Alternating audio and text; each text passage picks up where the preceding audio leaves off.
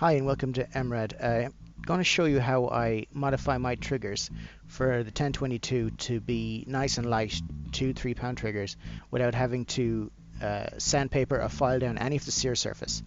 This is very repeatable and not that hard to do. So the first thing I'm going to do is weigh a stock trigger. This is maybe fired 25 rounds in its life. It's only a couple of days old. So I'm going to hook it up to the scale here.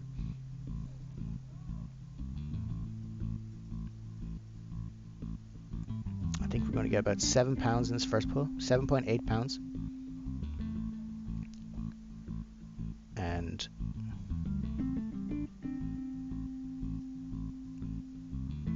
again, a massive 6.9 pounds.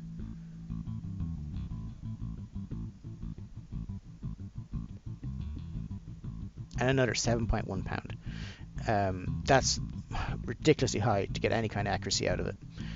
So we're going to, this is my own trigger. It's fired about 15-20,000 rounds, the modification. I'll weigh it now.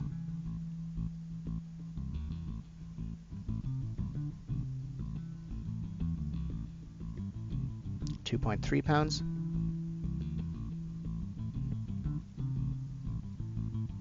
£2.5 pounds. And 2.1 pound. Much easier to work with. You shouldn't be torquing the rifle at all when you're doing this. So the first thing we're going to do is use a dremel and a diamond disc to etch the back of the hammer just before where the sear connects into the sear surface. So to give a good rough area for chemical metal, DevCon or whatever you want to stick. If you try and just put it on, it'll come off because there's no place for it to get a good mechanical lock. So we're just going to make an X pattern and maybe up the middle just to rough it up a bit. You can try a standard steel cutting disc for this, but the hammer is very hard metal.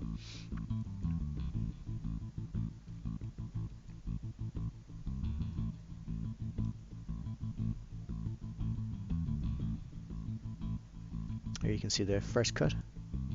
They're not very deep, maybe 2 mils. And these don't actually affect the trigger at all because nothing ever touches there.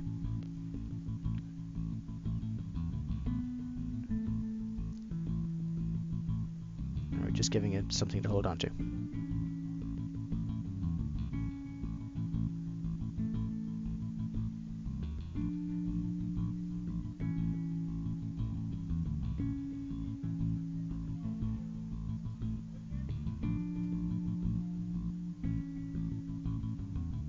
Okay, that's all done. Now, we're going to mix up our bedding compound or any type of chemical metal type compound or epoxy just to raise up the area where the sear falls before it clicks into the slot. So we're just going to dab the chemical metal on top of the cuts. The cuts have been cleaned out beforehand using either acetone or something that gets rid of grease, like a Blast and Shine or something. And just clean off the bits where it overflows. You just want to bring it right up to the edge before it drops into the sear itself. We only want to rise this up maybe 1 mil.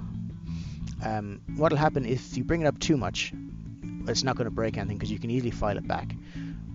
If you bring it up too much, either your trigger will not connect, or your sear will not connect, or your safety will not engage if the hammer is cocked, because it'll push down the long curved sear a little bit deeper than it should be down the bottom. And if that's the case, it's just file a little bit off, or a little bit of light sandpaper like a 600 grit, and I mean a fraction of a millimeter. Just do a little bit each time and you'll get it to where the sear connects every single time and the safety connects perfectly and locks perfectly. And once you get that point, it's going to be around 4 pounds on a new trigger. The more you use it, it'll drop it down to about where mine is, about 3. But if your safety is not working, you really have to file it down a bit more. If you file down too much, it's no big deal. You can just sand down or rough up the old chemical metal and add more on top, just to bring it back up again and try again. If you feel like it's no good and it's not working, you can remove it all, leave the gaps there if you want. It doesn't affect anything.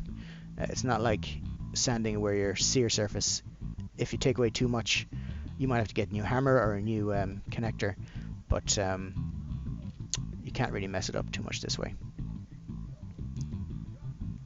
So we just work it in, and you leave it to dry.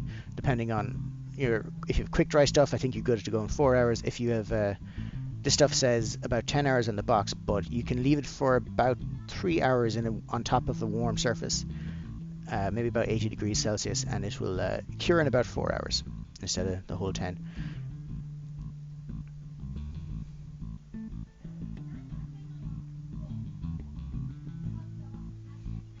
So once you're happy there,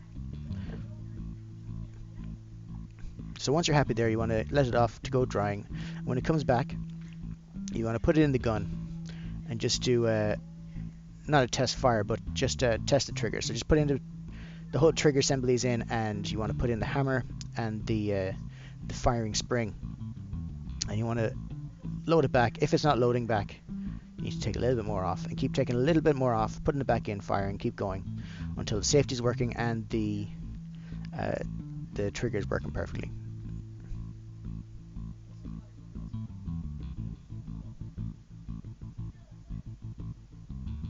This is my hammer, what it looks like. I'll show his side here in a second, and you'll see exactly how little it has to rise for it to work. So you're looking at the surface just behind the sear surface.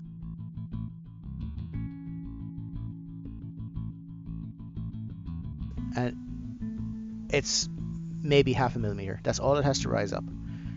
And because if you get good chemical metal, you'll never have to redo this. It'll be there forever. And this is the one we just did a minute ago. You can see it's raised up very little, about 0.5 millimeter again. And we'll put this in and test this in the action, and we'll see if it works.